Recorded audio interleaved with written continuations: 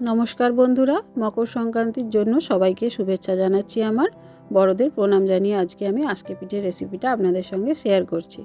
তো আমি এখানে শুকনো চালের গুঁড়ি নিয়েছি, তার মধ্যে সামান্য নুন দিয়ে জল দিয়ে ভালো করে এটাকে একটা গোলা তৈরি করে নিচ্ছি।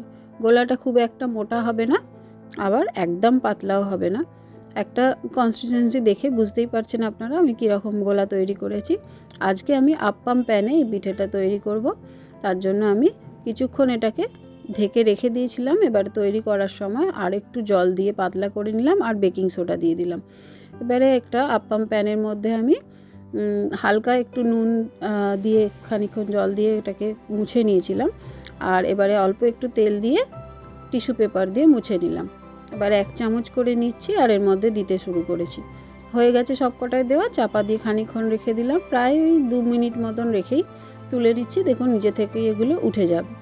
আর আলাদা একটা পাত্রে আমি দুধ জাল দিতে দিয়েছি, তার মধ্যে 2টো এলাচ ফাটিয়ে দিয়ে দিয়েছিলাম। আজকে আমি খেজুরের পাটালি গুড় দিয়ে করছি এই জিনিসটা। এটাকে বলছি দুধ চিতই পিঠে।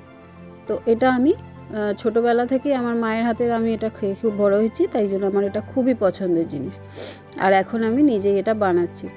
তো এইগুলো আমি এক এক করে বানিয়ে তুলে নিচ্ছি।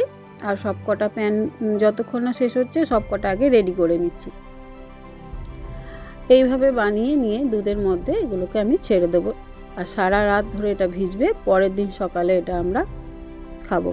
আমি আগে সব কটা তৈরি করে নিলাম। এই দেখুন সব হয়ে গেছে, দেখতে কত সুন্দর হয়েছে। এবারে এগুলো আমি সব কটা এক এক করে এর মধ্যে দুধে ভিজিয়ে দিচ্ছি। দুধে ভিজিয়ে দিয়ে এটাকে ঢাকা দিয়ে রেখে দেবো।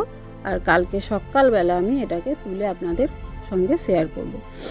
আর এটা কিন্তু খেতে খুব সুন্দর হয়। আপনারাও বাড়িতে ট্রাই করুন এবং আমাকে অবশ্যই জানাবেন কিভাবে করলেন আর কতটা সুন্দর হয়েছে খেতে। আর এটা কিন্তু বাসি খেতেই বেশি ভালো লাগে, মানে কেউ কেউ চাইলে এটাকে রাত্রিরেও খেতে পারেন। Thank you.